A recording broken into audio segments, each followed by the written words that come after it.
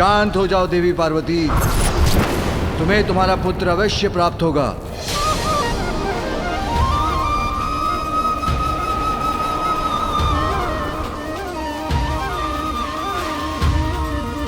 इसलिए नहीं कि तुम संहार कर रही हो, किंतु इसलिए कि पुत्र प्राप्ति की तुम्हारी कामना अत्यंत प्रबल है। क्योंकि तुमसे पूछे बिना मैंने देवताओं को वरदान दिया था, क्योंकि पुत्र प्राप्ति के लिए तुमने इतना कठोर व्रत कर श्री हरि से सुंदर पुत्र पाने का वरदान प्राप्त किया था। इन सब कारणों से मैं तुम्हें तुम्हारा पुत्र अवश्य दूंगा।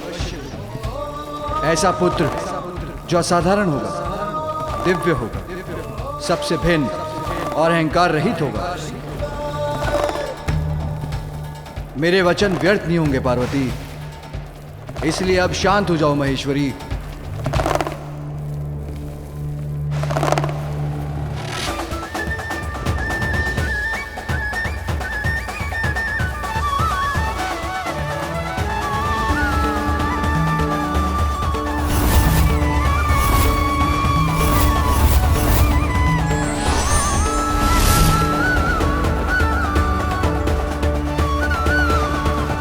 प्रतीत होता है माता का क्रोध शांत हो गया।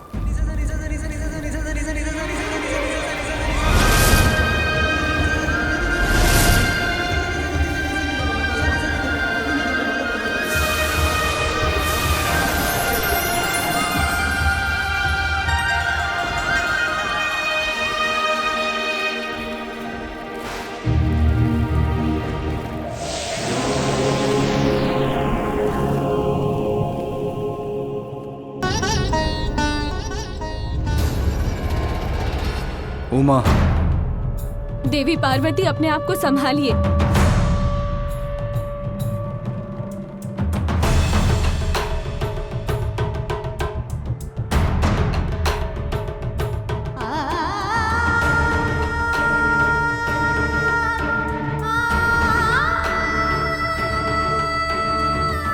मुझे मेरे पुत्र को देखना है। उसे देखे बिना कैसे शांत हो सकती हूँ मैं? स्वामी, इस माँ पर इतनी कृपा कीजिए। अब अविलंब मेरे पुत्र को जीवित कर दीजिए।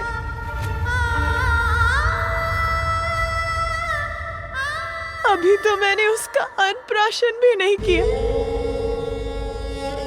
मुझे उस पर अपनी स्नेह वर्षा करनी है, उसे अपने हाथों से खिलाना है, दुलारना है, उस पर अपनी ममता उड़ेलनी है। मैं आपसे विनती करती हूँ प्रभु, आप अपना वचन पूर्ण कीजिए। जीवित कर दीजिए मेरे पुत्र को, जीवित कर दीजिए। देवी, इसमें महादेव का कोई दोष नहीं। ये सब मेरे ही कारण हुआ है।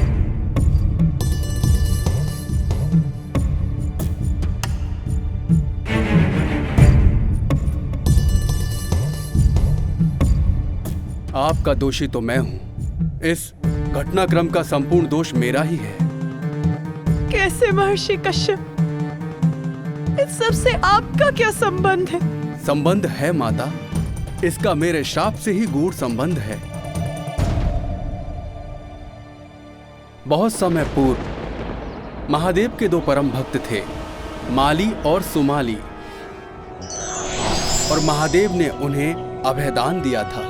वत्स, मैं तुम दोनों की भक्ति और तप से अत्यंत प्रसन्न हूं और तुम्हें अभय दान देता हूं। दिगंबराय तस्मै नकाराय नमः शिवाय। इसके पश्चात एक बार माली और सोमाली का सूर्यदेव के साथ युद्ध हुआ, जिस युद्ध में सूर्यदेव उनका वध करने के लिए तैयार हो गए। तब माली और सोमाली के अभयदाता महादेव को प्रकट होकर उनकी रक्षा करनी पड़ी। उन्होंने सूर्यदेव पर अपने त्रिशूल का प्रहार कर उन्हें मरणासन अवस्था में उनके रथ से नीचे गिरा दिया। तभी मैं सूर्य का पिता वहां पहुंच गया और मैंने अपने पुत्र सूर्य की देह को दीन अवस्था में पृथ्वी पर गिरा हुआ देखा और तब रोष और संताप से प्रभावित होकर मैंने महादेव को एक अत्यंत अनिष्टकारी श्राप दिया कि जिस प्रकार आज आपके कारण मेरे समक्ष मेरा पुत्र मरणासन अवस्था में गिरा पड़ा है, उसी प्रकार आप स्वयं अपने पुत्र को अपने त्रिशूल से आहत करेंगे महादेव। उस समय मेरे पुत्र की मृत्यु तो नहीं होने दी महादेव आपने, किंतु मैं तो श्राप दे चुका था। वो स्थिर रहा जिसके कारण ही आज यहाँ ये सब घटा। किंतु हे महादेव, आप तो करुणा सागर हैं, सब जीवन के स्रोत हैं, इसलिए मेरी विनती स्वीकार कर मुझे दोष मुक्त कीजिए। अपने पुत्र को जीवित कर दीजिए महेश्वर। आप चाहें तो ये अवश्य संभव होगा। ऋषिवर, अब वही करने का प्रयास करने जा रहा हूं। अब मुझे आज्ञा दीजिए। प्रणाम महादेव। प्रणाम माता।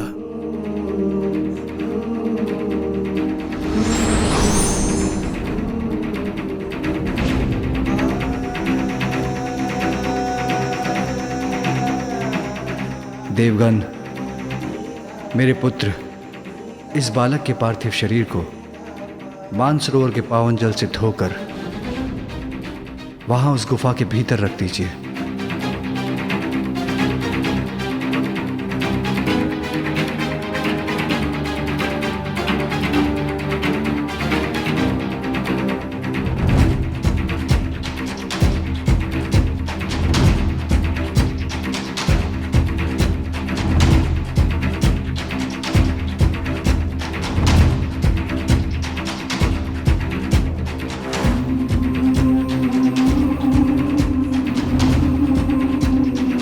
मुझ पर विश्वास रखिए देवी, इसी विधि से उसे मैं पुनर्जीवित कर सकूंगा।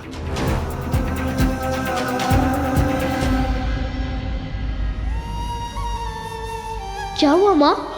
आपके मुख पर ये चिंता कैसी? मुझे बताइए माँ, अपनी चिंता का कारण। इस संसार में मैं आपकी सभी चिंताओं को हरने ही तो आया हूँ। माँ का आंचल ही मेरा संपूर्ण संसार है।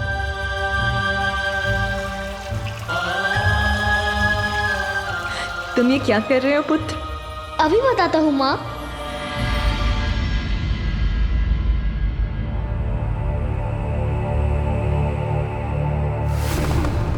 नहीं, अब और नहीं सह सकूंगी मैं। मेरे पुत्र को पुनर्जीवित कीजिए नाथ।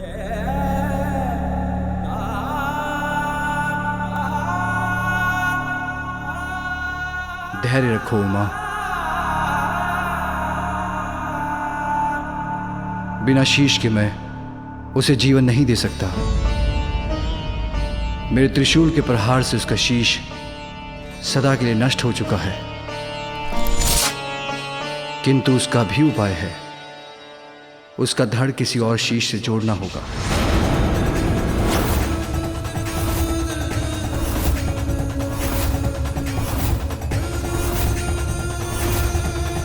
तब मैं अपने पुत्र को पुनर्जीवित कर सकूंगा। क्या किसी और का शीश जोड़ा जाएगा मेरे पुत्र के धड़ पर? किसका शीश होगा वो?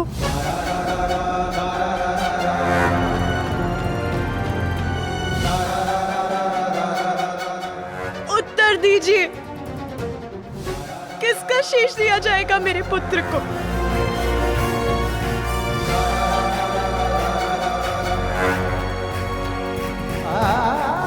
मैंने तुम्हें वचन दिया है उमा, मैं तुम्हारे पुत्र को पुनर्जीवित करूंगा।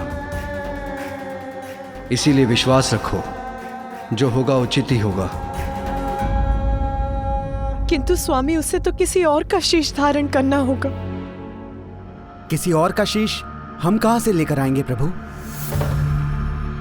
देवतागण, आप सभी उत्तर दिशा की ओर जाएं। उस दिशा में सर्वप्रथम जो भी नवजात शिशु आपको दिखाई दे, जिसका जन्म कुछ समय पूर्व हुआ हो उसका शीश ले आए। वही शीश इस बालक का शीश बनेगा।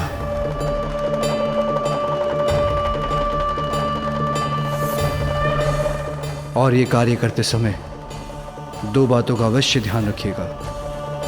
उसी नवजात शिशु का शीश लेकर आएं जो दक्षिण दिशा की ओर मुख कर लेटा हो, और ये कार्य दोपहर की अवधि में पूर्ण हो जाना चाहिए।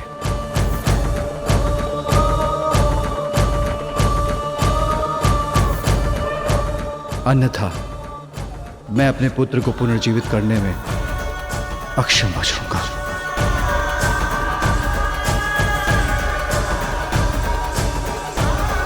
यदि दोपहर के भीतर कोई शीश नहीं मिला तो माता पार्वती का क्रोध पुनः जागृत हो जाएगा। मुझे तो यही चिंता सता रही है, किंतु इसे इनके समक्ष कैसे व्यक्त करूं?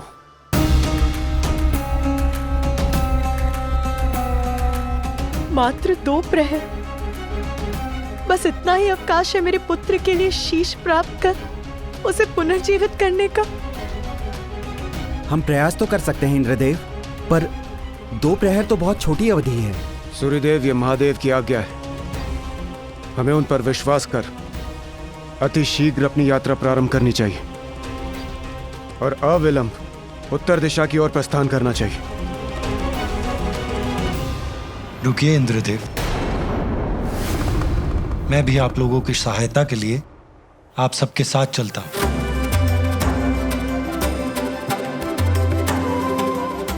आप निश्चिंत रहिए देवी पार्वती।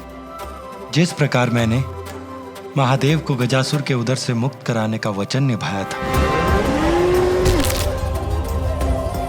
उसी प्रकार मैं और समस्त देवगण अपने प्रयास से आपको निराश नहीं करेंगे।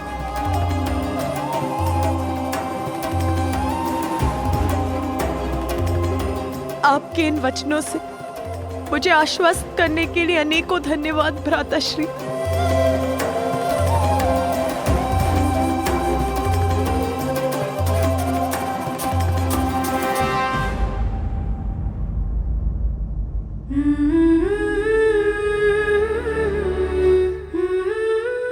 मेरा पुत्र पुनर्जीवित हो जाए, इतनी ही इच्छा है मेरी।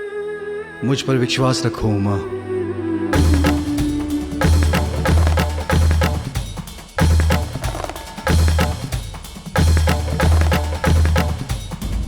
मैं यही हूं पुत्र, तुम्हारे समीप,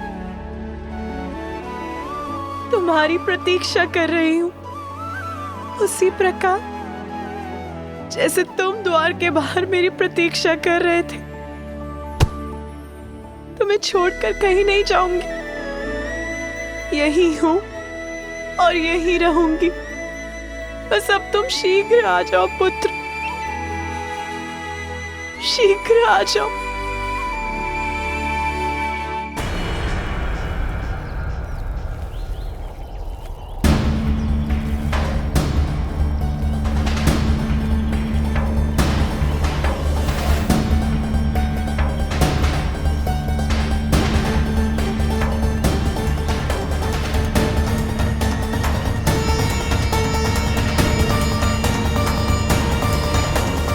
समय अत्यंत तीव्र गति से बीता जा रहा है और हमें अभी तक कोई नवजात शिशु नहीं दिखा।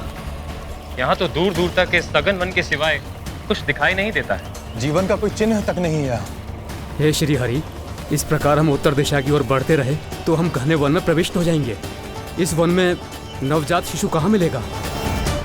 देवगण, दिशाओं में सर्वोत्तम दिशा है उत्तर दिशा। जीवन का सार छिपा है इसमें। जीवन की समस्त सकारात्मक ऊर्जाओं का स्रोत उत्तर दिशा में ही स्थित है। अतः आप लोग अपना संशय त्याग दीजिए और आगे बढ़िए, क्योंकि जहां आपको सघन वन दिखाई दे रहा है, वहां महादेव अपनी दिव्य दृष्टि से भविष्य के दर्शन कर चुके। देवी पार्वती और महादेव के जीवन में नवीन अध्याय के आरंभ का स्रोत अवश्य ही हमें इस उत्तर दिशा से प्राप्त होगा। किंतु श्री हरि, हम अपने स्वार्थ के लिए किसी नवजात शिशु के प्राण हर लेंगे, ये कहाँ उचित है? अग्निदेव, महादेव सर्वज्ञ है। उनकी दृष्टि से कुछ नहीं छिपता, सब कुछ ज्ञात है उन्हें। यदि उन्होंने कुछ कहा है तो उसके पीछे अवश्य ही कोई गूढ़ अर्थ छिपा है। इसलिए आप उनकी बात पर विश्वास कीजिए और उनके आदेशानुसार आगे बढ़िए। और वैसे भी जब मैं आपकी सहायता के लिए आपके साथ हूं तो आपको किस बात की चिंता।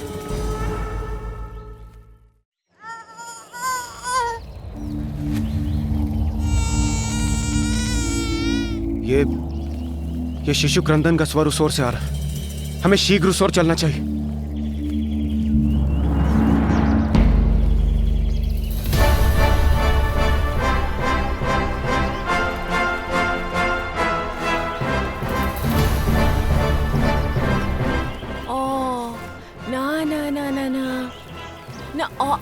अरे अरे अरे अरे आले आले मेरा बच्चा, आले आले आले आले आले आले आले, शांत हो जा मेरा लाल, रोते नहीं। तुम्हारी माँ है ना तुम्हारे पास, फिर क्यों रोते हो भला?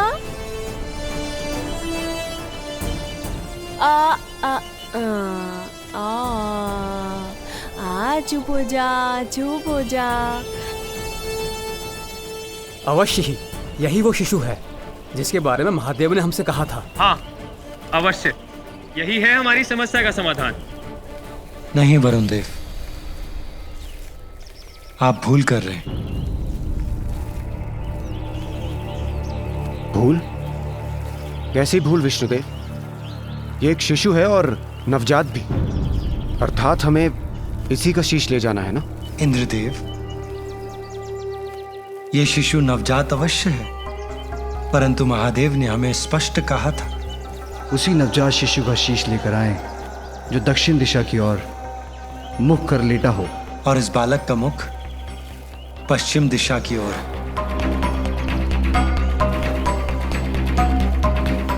अतः इसका शीश देवी पार्वती के पुत्र के लिए उपयुक्त नहीं है।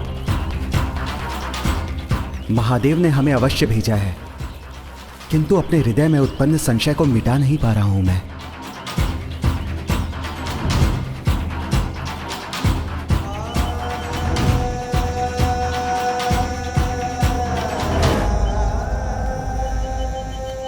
देवगण, इस शिशु को निहारने से कोई लाभ नहीं।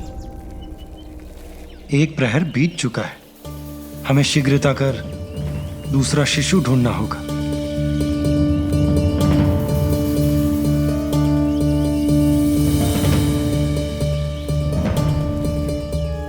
आइए देवगण।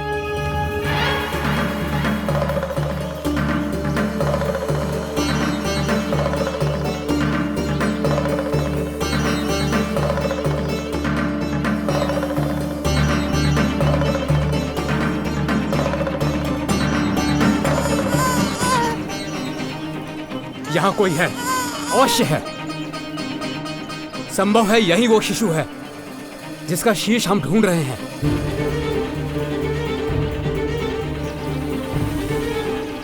अग्निदेव को कुछ आभास हुआ है, हमें उनकी बात सुननी चाहिए। इस ओर आइए प्रभु।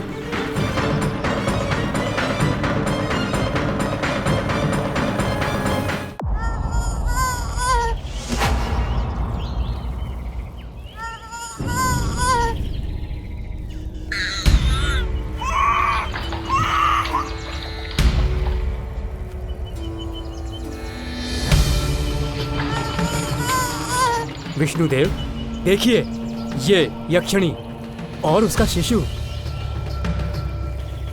और कितना सुंदर है, माता पार्वती भी इसे देखकर अत्यंत प्रसन्न होंगी। आप सभी उत्तर दिशा की ओर जाएं। उस दिशा में सर्वप्रथम जो भी नवजात शिशु आपको दिखाई दे, जिसका जन्म कुछ समय पूर्व हुआ हो, उसका शीश ले आए।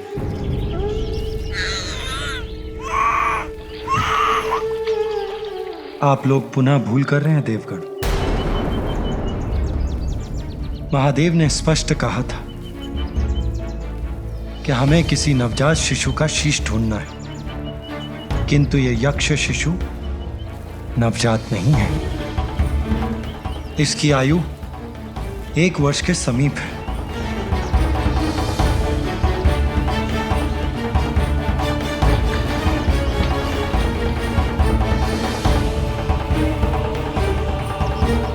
धीरज रखिए देवगण, हमारे पास अभी भी कुछ समय शेष है, हमें रुकना नहीं चाहिए।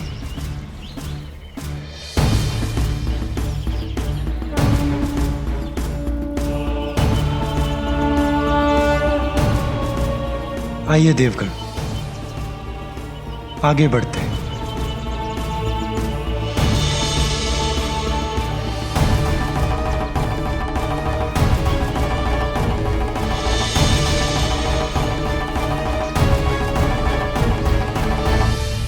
यहाँ तो वन्य पशु भी कठिनाई से आते होंगे, फिर श्रीहरि हमें वन के और भीतर कहाँ ले जा रहे हैं?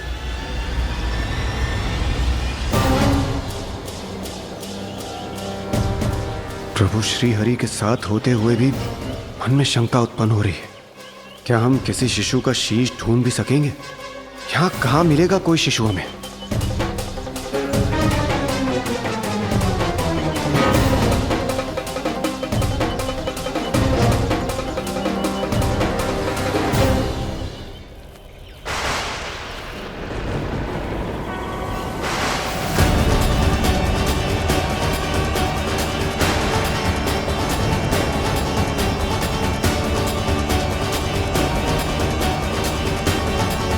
प्रतीत होता है हम सबकी खोज पूर्ण हुई।